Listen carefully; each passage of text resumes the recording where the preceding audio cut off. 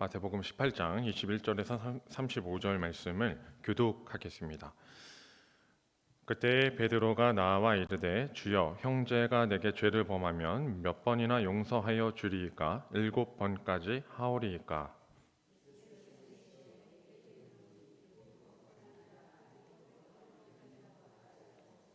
그러므로 천국은 그 종들과 결산하려 하던 어떤 임금과 같으니 갚을 것이 없는지라 주인이 명하여 그 몸과 아내와 자식들과 모든 소유를 다 팔아 갚게 하라 하니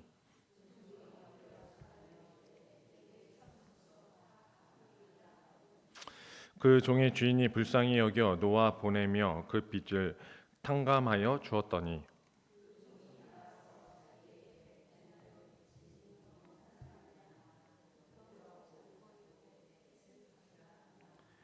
그 동료가 엎드려 간구하여 이르되 나에게 참아 주소서 갚으리이다 하되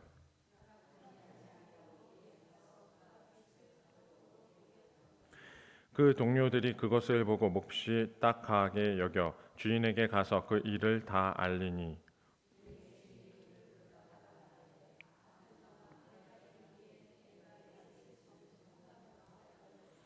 내가 너를 불쌍히 여김과 같이 너도 내 동료를 불쌍히 여김이 마땅하지 아니하냐 하고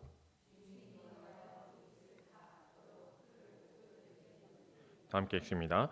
너희가 각각 마음으로부터 형제를 용서하지 아니하면 나의 하늘 아버지께서도 너희에게 이와 같이 하시리라. 아멘. 네, 금주 금요 기도와 다음 주 금요 기도는 주일학교 주력 모임으로 모이게 됩니다.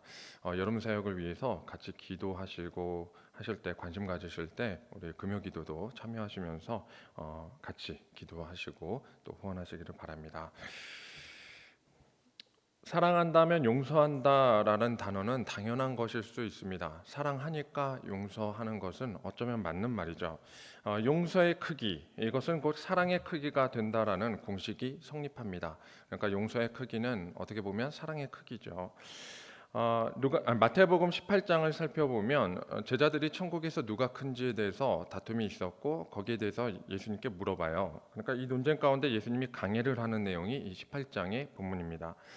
형제를 실족하게 하지 말라고 이야기하면서 잃어버린 양의 기쁨을 잃어버린 양을 찾는 기쁨이 얼마나 큰지에 대해서도 가르쳐 주세요. 그리고 동시에 형제가 죄를 범했을 경우에 교회가 해야 할 일에 대해서까지 이야기를 합니다. 우리에게는 아주 교회의 중요한 원리를 알게 되죠. 그것은 주 예수 그리스도의 이름으로 모일 때 반드시 그곳에 주님이 임하신다라는 아주 진리예요. 그러니까 이 모임은 정말 중요합니다.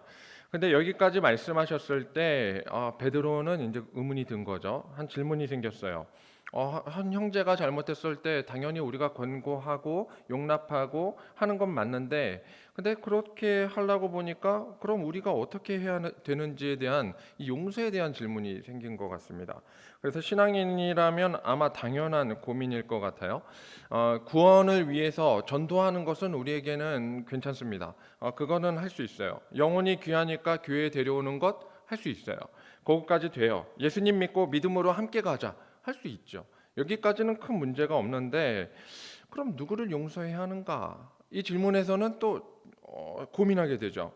그리고 그 인간을 용서해도 그 인간이 바뀔 것인가? 나의 용서 정도로 그 인간이 바뀔 수 있다면 용서하겠어. 근데 그 용서로 그 인간이 과연 바뀔까? 이런 문제가 있어요. 그러니까 같이 함께 천국 갈 성도지만 여전히 미움이 있거나 여전히 잘못된 사이가 되어서 그로 인해서 굉장히 어려움이 있단 말이죠. 그걸 또 용서하고 용납하고 그리고 늘 없던 일처럼 그렇게 대화하는 것이 옳은가 고민하게 되죠. 베드로가 생각할 때 베드로는 7번까지면 충분하지 않을까라고 예수님께 얘기합니다. 뭐 인간적으로는 한계에 도달하는 숫자일 것 같아요. 우리도 국룰이 있잖아요. 3~4번까지.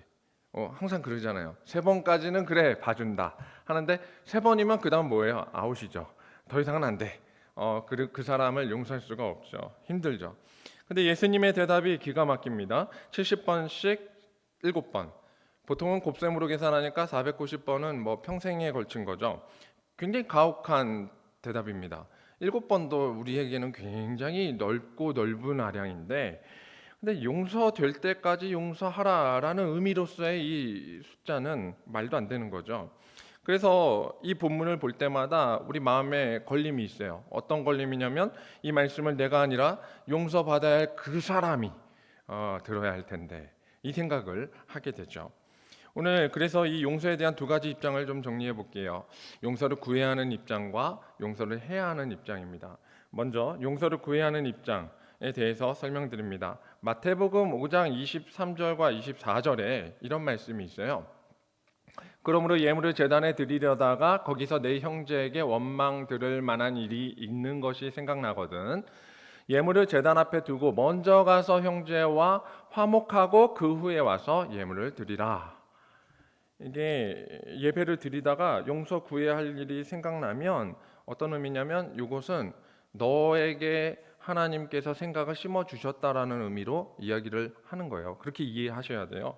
그러니까 하나님이 너에게 너 지금 예배 드리다가 그 사람이 생각났어. 그러면 하나님께서 지금 예배 드리는 너의 모습 속에서 그 사람과의 화해를 더 원하신다라고 지금 가르쳐 주신 거야라고 생각해야 한다는 거죠.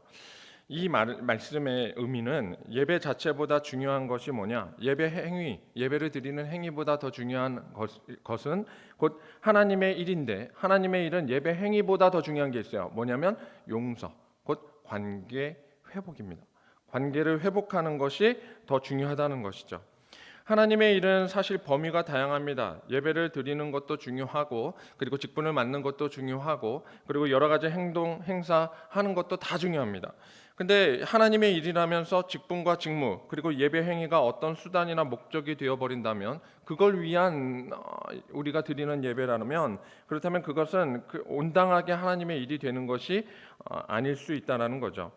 우리가 정해놓은 일들이 하나님의 일이 되는 게 아닙니다. 우리가 몇 시부터 몇 시까지 예배드리고 몇 시부터 몇 시까지 전도하고 그리고 언제부터 언제까지 섬김하고 이렇게 정해놓은 일 자체가 하나님의 일이라고 말하는 것이 아니라 우리가 지금 무엇을 하고 있는가 하는 모든 일이 하나님의 일이라는 거죠. 정해놓은 것만이 아니라 정해지지 않은 것도 하나님의 일이에요. 예수님이 하나님의 아들 그리스도이신 것을 아는 일, 그 일에 해당하는 모든 행위예요.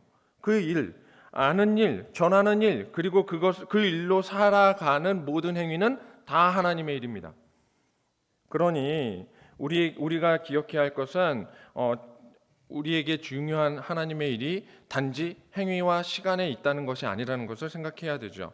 사도 바울이 아시아로 복음을 전하러 갔어요. 그러니까 선교를 갈 때 그 1차 선교 여행에서는 선교지에서는 이 아시아 지역을 두루두루 돌았단 말이에요. 너무 잘 됐어요. 너무나 복음이 잘 돼요. 잘 먹히고 그들에게 너무나 좋은 은혜의 길이 막 열려가지고 부흥하더란 말이죠. 근데 길이 막힙니다. 성령이 막으시죠. 그리고 마게도냐로 방향을 틀게 합니다. 왜 그럴까요? 복음은 잘 전해지는데, 복음이 너무나 잘 되는데, 그러니까 사도 바울이 처음에 너무 답답해서 가려고 애를 쓰잖아요. 아시아가 복음이 너무나 잘 먹히는 것이 하나님의 일이 아니라는 거예요. 복음이 잘 먹히고 행동이 잘 되는데 그것은 하나님의 방향성이 아니에요. 하나님이 원하시는 방향이어야 하나님의 일입니다. 그래서 방향을 틀 수밖에 없었어요. 사도 바울은 자신이 원래 부흥이 잘 되고 복음이 잘 먹히는 지역을 내버려 거기까지 멈추고 그리고 그 지역을 돌이켜서 방향을 달리합니다. 이전에 갔었지만 다시 방문했던 빌립보를 통해서 데살로니가를 넘어서 마침내 그렇게 사랑하는 교회, 가장 아름답게 열매를 맺었던 고린도 지역까지 넘어가게 되는 거죠. 하나님이 힘을 불어넣으시고 선교의 방향을 완전히 틀으셔서 유럽과 그리고 소아시아 지역까지 확대되는 아주 놀라운 은혜를 주시죠. 우리는 알아야 합니다. 하나님 일 안에 부흥은 있을 수 있어요.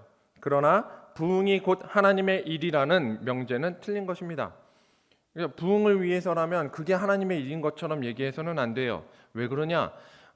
여러분 잘 아시지만 신천지도 부흥해요. 엄청 뛰어나요. 엄청나게 막 숫자가 늘었어요. 너무 늘어가지고 요즘 이제 소수정예로 가는 그런 움직임까지 있어요. 안상홍 증인회 요즘 우리 요 앞에서도 전도 많이 해요. 여러분 잘 모르시겠지만 수요일 날은 전도 안 하는 것 같더라고요. 근데 주말에 전도를 그렇게 많이 해요. 그래서 제가 저희 집 앞까지 온 걸 봤습니다.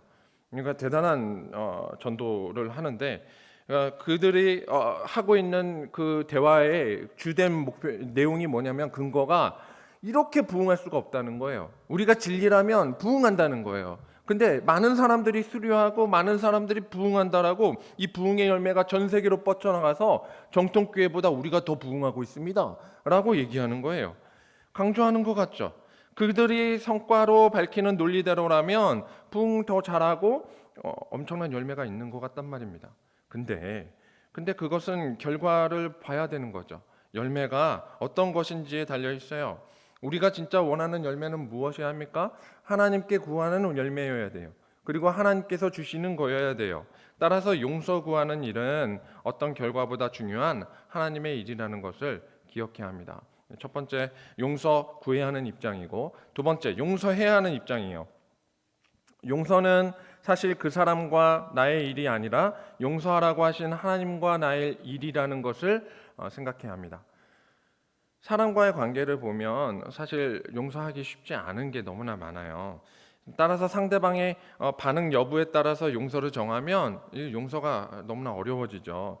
그 사람이 우리가 용서를 한다고 해도 거꾸로 용서를 구하지 않는 태도를 고수할 수도 있고, 여전히 변하지 않을 수도 있어요. 용서 미안해 했는데 받아줬어. 그러면 그 다음에 또 여전히 반복되는 잘못된 행동들을 보여줄 때가 있을 거예요. 관계는 여전히 나쁠 수도 있어요. 용서했음에도 전혀 바뀌지 않은 거 보면 실망하죠. 굉장히 힘들죠. 그러나 용서할 수 없는 수많은 이유가 있음에도 용서하라고 하신 하나님을 신뢰하기에, 용서가 더 지혜로우신, 용서할 수는 없는, 나는 정말 용서할 수 없는 상황이지만 하나님께서 원하시는 그 용서를 통해서 더 크고 지혜로우신 하나님이라는 것을 나는 믿으니까, 그렇기 때문에 하나님이 용서하라고 하신 것에 집중하는 삶이 필요한 것입니다.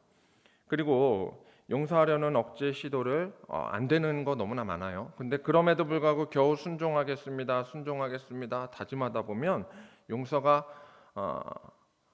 하려고 하다 보면 되죠. 어느 순간 용서되는 것을 발견하죠. 그러니까 용서는 하는 게 아니고 용서는 되는 거예요. 우리가 용서할 수 없는 이유는 사실 확실합니다.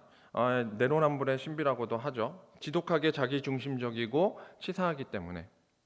사람의 마음은 정말로 나는 못하면서 남에게는 강요하니까 그러한 잣대를 오히려 되기 때문에, 그러면서도 오히려 나는 한 점 부끄럼 없다고, 내 잘못은 없다고 이렇게 태도를 취하기 때문에 용서할 수도 없고 구하지도 않아요. 그래 확실하죠. 예수님께서 오늘 본문을 통해서 이 용서하지 못하는 이유를 비유로 알려주십니다. 24절이에요. 결산할 때 10,000달란트 빚진 자 하나를 데려오매, 한 빚진 자가 왕 앞에 이제 때가 되어 심판받는 거죠. 그의 원래 심판의 기준은 10,000달란트를 갚아야 되는 상황입니다. 못 갚으면 너의 모든 소유를 처분해 버리겠다. 너의 인생은 쫑이 난다라는 거죠. 그런데 이제 26절에 그가 빕니다. 그 종이 엎드려 절하며 이르되 내게 참으소서 다 갚으리이다 하거늘. 엎드려 비는 간청은 사실 그를 구원하게 하는 근거가 되지 못합니다. 그의 행동으로 구원받을 수 있는 근거는 아무것도 없어요. 근데 그럼에도 불구하고 왕은 마음을 움직입니다. 불쌍히 여겨서 놓아 보내준 것이죠. 한 달란트의 크기는 여러분도 적용해 봐서 잘 알 겁니다. 금의 시세로 말하면 골드바 1kg가 요즘 얼마인가, 제가 오늘로 시사를 봤어요. 이렇게 검색을 해봤더니 1억 500만 원이 나오더라고요. 1kg가 엄청나더라고요. 이제 이 말씀을 처음 봤을 때는 한 6천만 원이었었어요. 그래서 그렇게 계산하고 막 이렇게 덤볐었는데 지금 보니까 1억이에요. 금이 34kg입니다. 그러니까 금 1달란트는 34억쯤 되는 거예요. 엄청난 액수죠. 골드바 34개. 와, 생각만 해도 엄청납니다. 노동력으로 계산을 하면 은화로는 6,000데나리온입니다. 그러니까 6,000데나리온은 한 성인 노동자가 6,000일을 일하는 건데, 한 달에 25일을 일한다 쳐도 약 한 18년을 일하고, 그리고 한 달에 20일을 일하면 한 22, 3년 정도를 일하게 됩니다.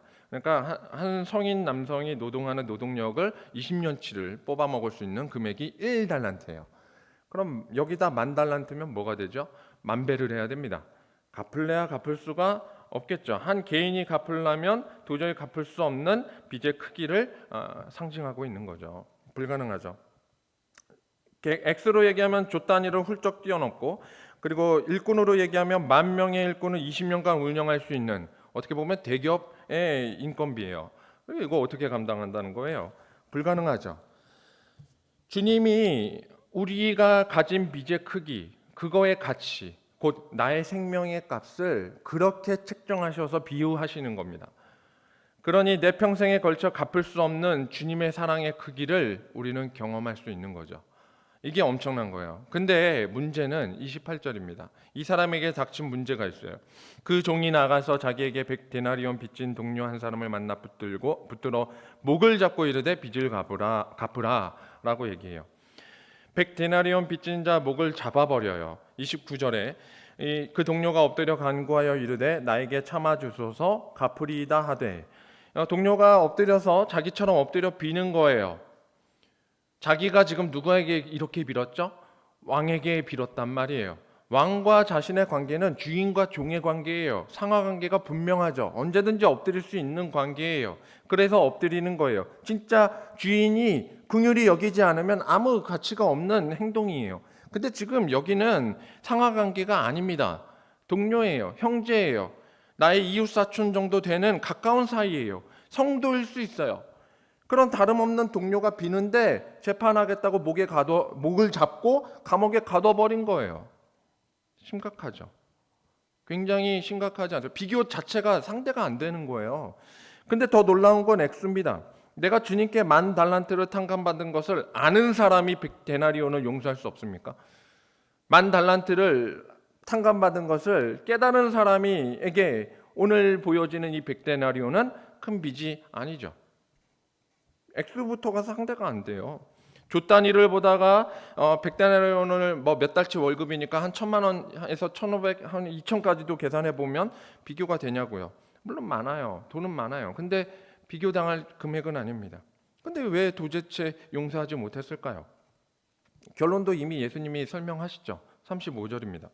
너희가 각각 마음으로부터 형제를 용서하지 아니하면 나의 하늘 아버지께서 너희에게 이와 같이 하시리라.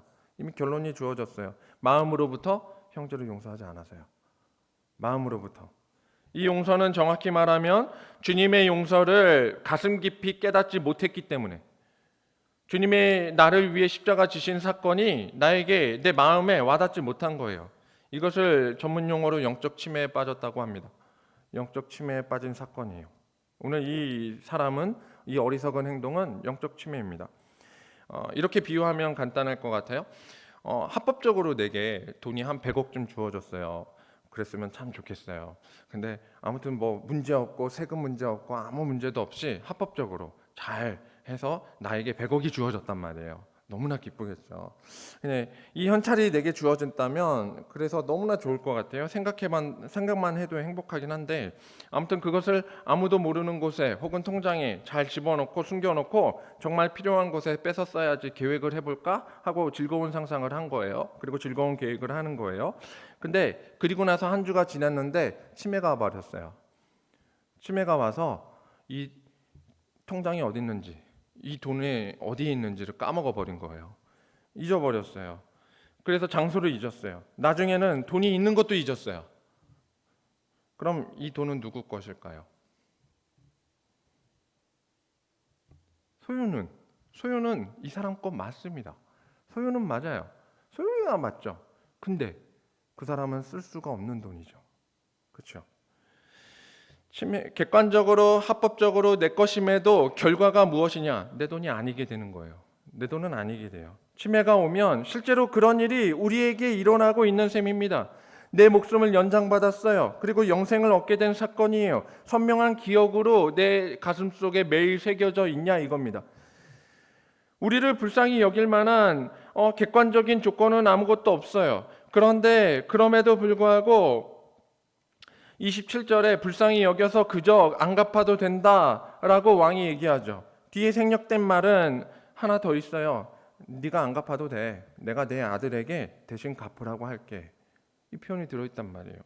회생 가망이 전혀 없던 우리에게 이 왕의 선포로 인해서 기절할 만한 사건이 일어난 거예요. 우리는 회생 가능성이 1도 없어요. 근데 남은 생을 보장받았고, 그리고 왕의 선포로 인해서 내 생명, 내 빚이 다 벗어지게 됐어요. 죄짐으로부터 완전 자유함을 얻었죠.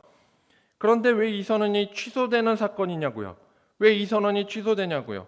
조 단위의 탕감받은 일이 겨우 몇 달치 월급을 못 받아서 못 갚아서 감옥에 넣을 정도로 이 엄청난 의미의 사건이 전혀 그에게는 기억되지 못해서 이해되지 못하는 거예요. 알지 못하는 거예요. 내게 일어난 한량한 은혜, 나에게는 그것이 선물로 값없이 주어졌지만 하나님에게는 그 자식을 대가로 치러야 되는 엄청난 큰 은혜의 사건을 잊어버린 것입니다. 그 사건을 오늘 알지도 믿지도 못한 것으로 보이는 근거가 뭘까요?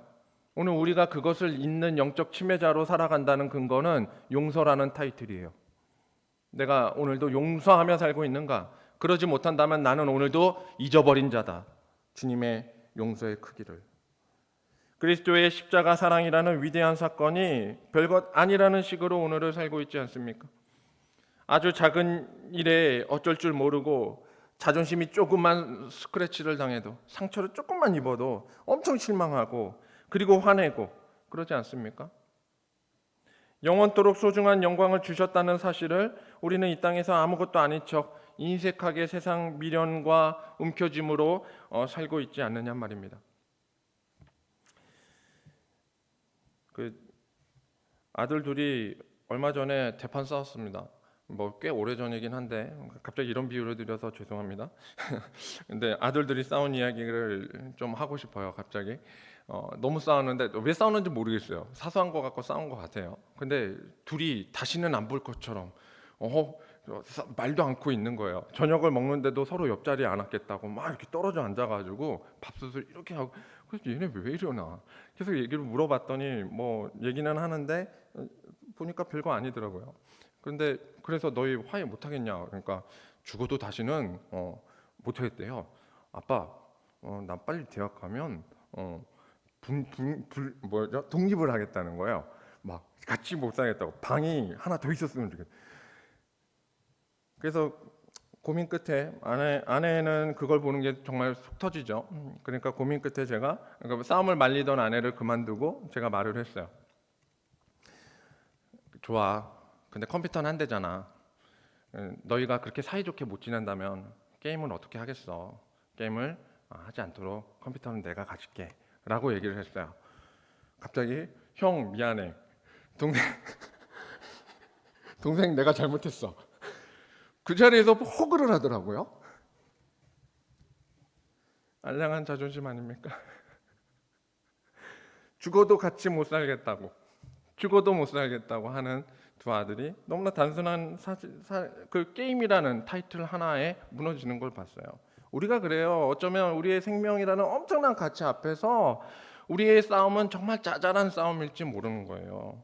세상 부자처럼 살면서 어찌 하나님의 마음에 대해서만큼은 그리 인색할까요? 내 삶으로 주님의 부유한 마음을 전혀 담지 못했다면 여전히 우리는 가난한 자들입니다. 주님을 배웠으나, 주님의 십자가가 우리에게 주어졌으나 여전히 우리는 가난하게 사는 거예요.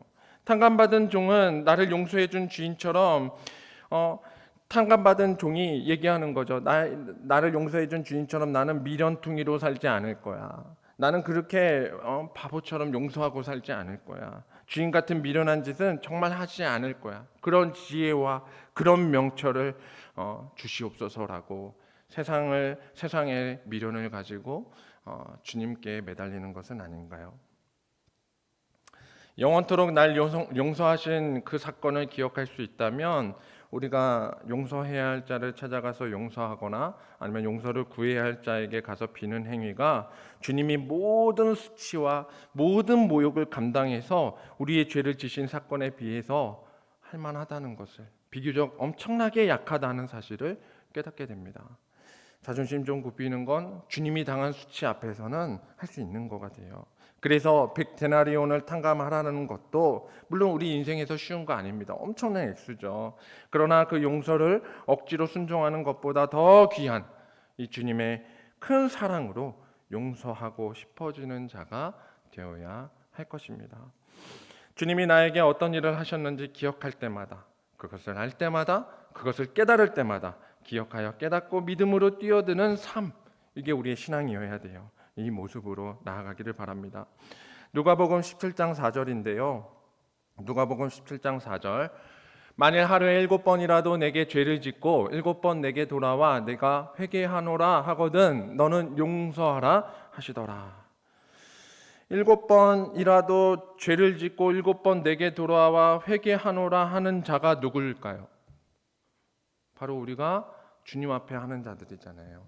우리가 주님께 하잖아요. 근데 주님이 어떻게 하세요? 7번 너가 죄가 심한데 무슨 하루에 7번이나 잘못을 하냐? 이러면서도 얘기하는 거죠. 너가 나한테 그렇게 회개하니 내가 너를 용서할 거야. 얼마든지 괜찮아. 사랑하는 성도 여러분, 우리는 이미 용서받은 사람입니다.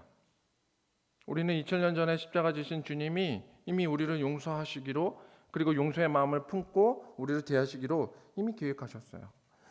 천국이라는 최고의 보화가 합법적으로 개인적으로 또 주어진 사람들이 되었다는 말입니다. 그것을 깨닫는 최고의 기적이 무엇일까요? 이 하루라는 시간, 매일매일이라는 시간, 놀라운 변화의 시간을 주님이 오실 때까지 주셨다는 거예요. 오늘 실패해도 괜찮아요. 나에게는 내일이 주셨어요. 어제까지 못 살아도 괜찮아요. 하나님은 오늘 내가 변화되는 모습을 기대하고 계세요.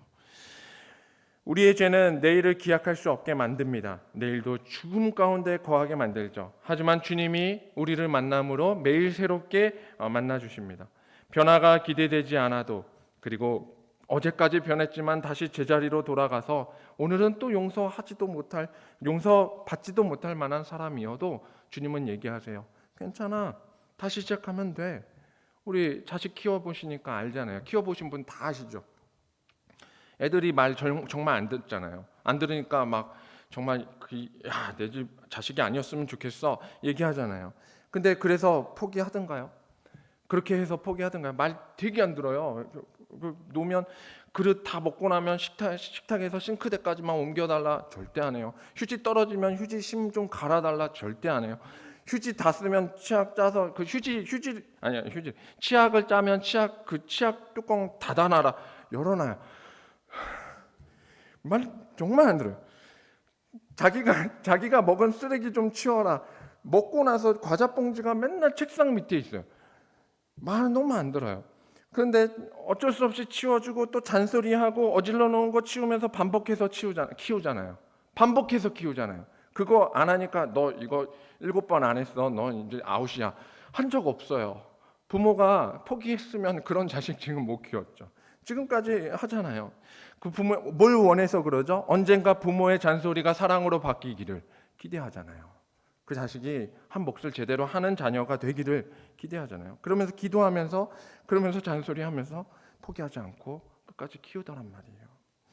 주님이 우리를 용서했지만 여전히 우리는 용서받기에 부족하단 말이에요. 우리는 여전히 부족합니다. 그러나 그래도 괜찮아요. 주님이 매번 말씀하시고 가르쳐 주시고 날마다 새롭게 만나 주시니까요. 새롭게 우리 이 새로운 용서의 시작을 용기 내어 보시기를 바랍니다. 죽을 때까지 용서하며 살라는 이 교훈은 사실 하나님이 너에게 하신 그 크신 사랑을 너의 인생에서 제대로 기억할 수 있겠니? 하고 묻는 거예요. 매일 되새기며 매일 깨닫고 마침내 주님이 손 잡으시면서 얘기하는 거죠. 그 사건 위에서 너도 행동해 보겠니? 주님, 부족하지만 주님 날 용서하신 그 크신 사랑에 기대어서 나도 해보겠습니다. 오늘 그 다짐으로, 그 고백으로 우리는 용서받은 사람이기에 서로 사랑으로 나눔이 가득한 동산교회 성도님으로 서시기를 축복합니다.